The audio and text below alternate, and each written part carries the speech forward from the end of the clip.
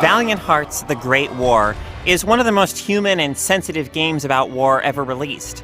Set during World War I, the game is more about the personal struggles of its characters than it is about the larger historical details and political realities of the devastating conflict. The game takes a few small missteps, but it successfully couches grim truths in a tale with endearing characters, gorgeous art, and moments of jubilance and adventure, making its tale about how war destroys lives accessible and even appealing to players of all ages, while still giving the war's tremendous human cost the acknowledgement it deserves. The game begins by making it clear that this isn't a simple tale of good versus evil. Carl is a German citizen living in France with his wife and newborn son, but as the war breaks out, he is forcibly separated from his family and sent back to Germany, where he must join the war effort. Meanwhile, his father-in-law, Emile, is conscripted into the French forces. Neither of them are motivated to enlist or fight. Rather, as is so often the case in war, they are ordinary people who are swept up in conflicts beyond their control. Over the course of the game, you play as both Emile and Carl, as well as a Belgian nurse named Anna and an American soldier named Freddy. These characters aren't traditional action heroes. The older Emile, for instance, has to scramble and struggle a bit to hoist himself over obstacles. And instead of running and gunning their way through the game's side-scrolling stages, characters solve a series of environmental puzzles to proceed. These puzzles are just challenging enough to be engaging and satisfying without being so difficult as to interfere with the story's momentum.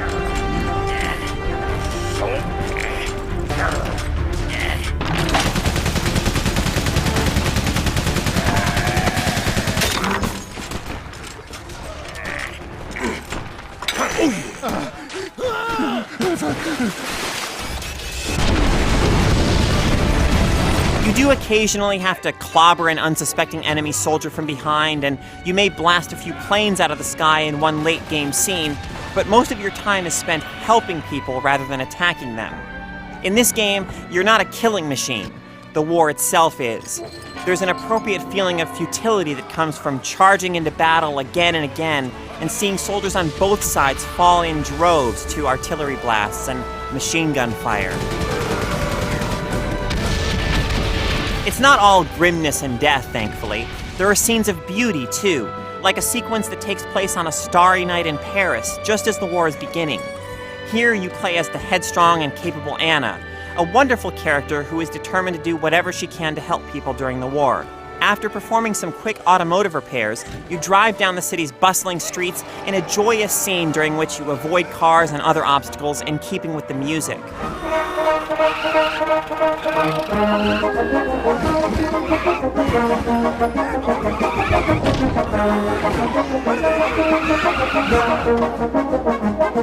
Beautiful moments like this keep the tone of the game from falling into monotony and make the devastation of the game's grimmer scenes more impactful. Not long after you leave the beauty of Paris behind, you're in the Belgian town of Ypres, where the sky is filled not with shimmering stars, but with toxic gas. Reinforcing the fact that lives on one side aren't worth more or less than lives on the other, Anna rushes to assist any injured soul she comes across, no matter the uniform he might be wearing. Though the mechanics are simple, Valiant Hearts admirably puts you in a wonderful variety of situations, having you do everything from cooking a meal for a high-ranking officer to fighting a boss battle against a Zeppelin using a pipe organ as your weapon.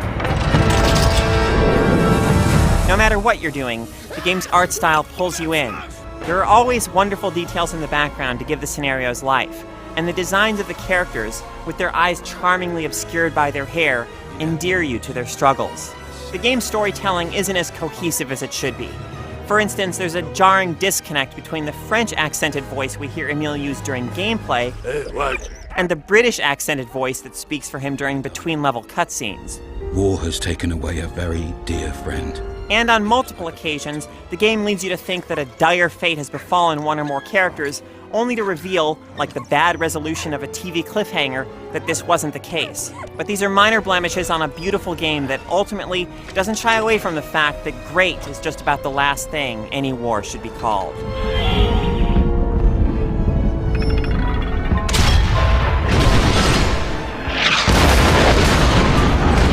Emile's precision cannon firing enabled Freddy and his regiment to reach the rear line unharmed.